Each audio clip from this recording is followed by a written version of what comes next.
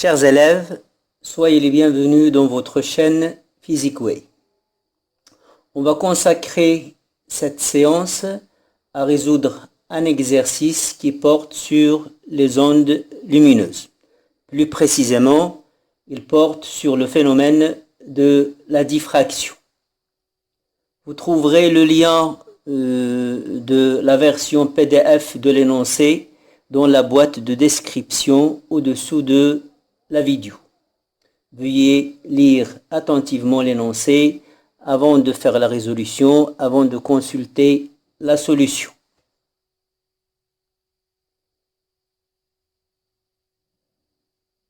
La célérité de la lumière dans l'air est c. L'écart angulaire θ entre le centre de la tache centrale et la première extinction lors de la diffraction par une fente ou par un fil est exprimé par la relation θ égale lambda sur A, où lambda est la longueur d'onde et A la largeur de la fente ou le diamètre du fil. A. Diffraction de la lumière. On réalise une expérience de diffraction à l'aide d'une lumière monochromatique de fréquence nue. On place à quelques centimètres de la source lumineuse une fente verticale de largeur A. La figure de diffraction est observée sur un écran vertical placé à une distance d de la fente. La figure de diffraction est constituée d'une série de taches situées sur une perpendiculaire à la fente. Voir la figure 1. La tache centrale est plus éclairée et plus large que les autres. Sa largeur est L1. Question 1.1. Quelle nature de la lumière est mise en évidence par cette expérience?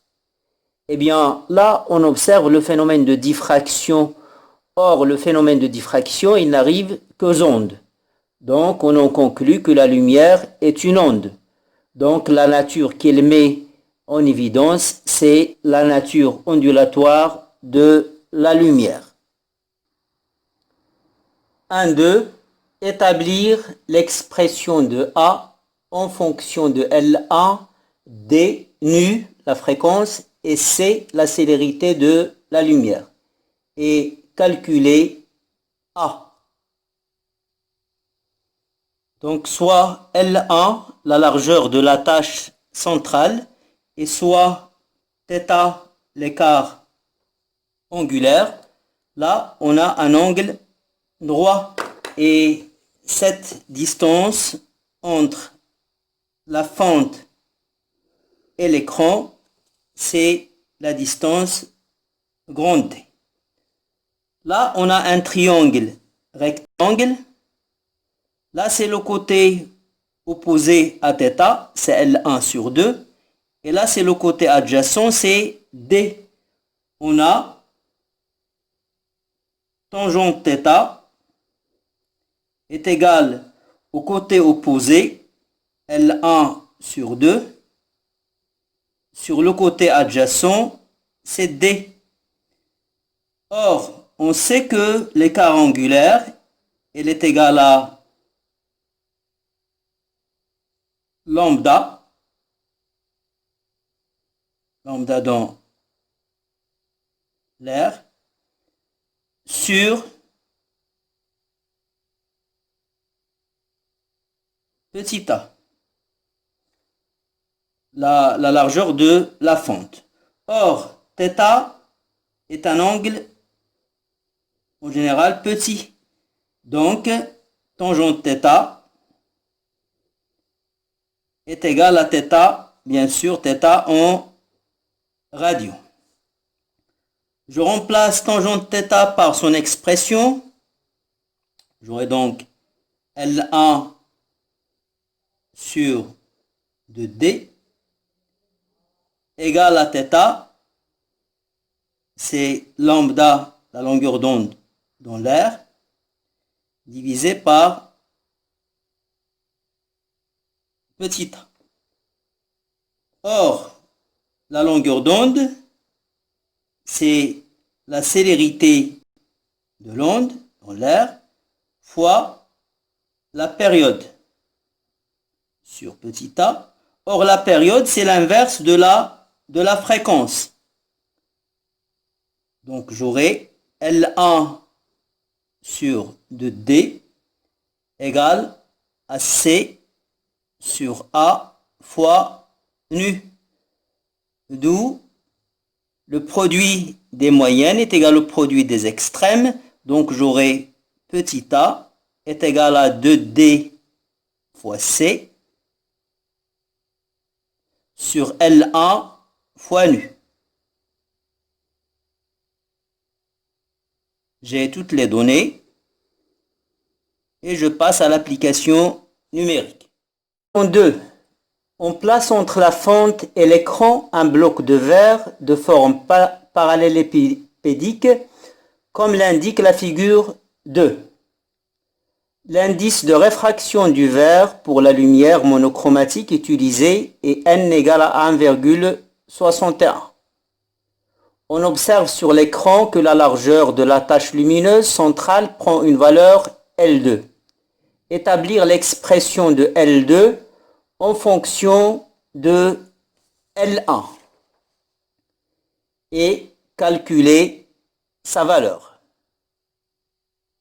Lorsqu'on va placer le bloc de verre, le milieu de propagation va changer. Avant c'était, lorsqu'on avait L1, c'était l'air. Et maintenant, c'est le verre. Donc, la relation sera la même, seulement au lieu de L1, on aura L2, et au lieu de la célérité de la lumière dans l'air, on aura la célérité de la lumière dans le verre. Donc, on a petit a égale 2D fois V, la célérité de la lumière dans le verre, sur L2, la largeur de la tache centrale, fois nu, la fréquence. Or, le A ne change pas. On a toujours la même fente, donc la même valeur de A. Donc, en combinant cette relation, la relation 1 et la relation 2, on aura 1 et 2 implique, on simplifie de D, on simplifie la fréquence qui est la même, on aura donc C sur L1 est égal à V sur L2. Donc, on aura le produit des extrêmes est égal au produit des moyennes.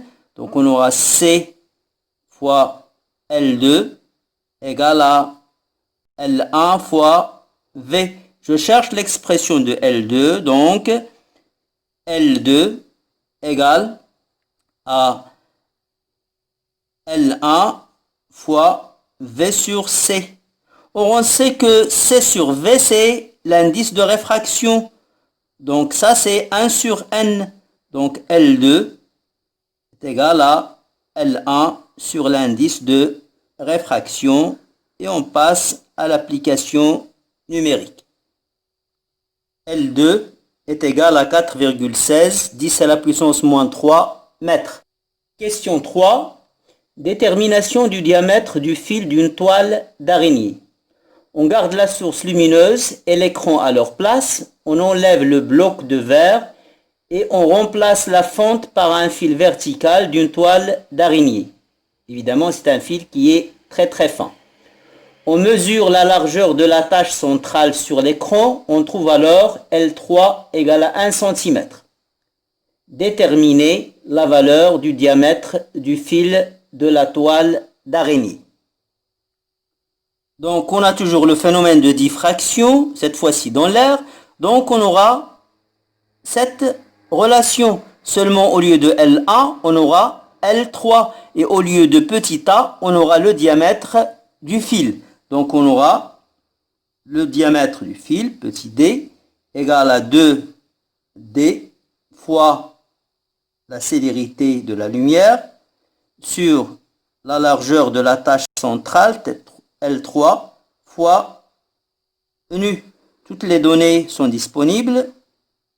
On passe à l'application numérique. On obtient la valeur D égale à 6,76 10 à la puissance moins 5 mètres.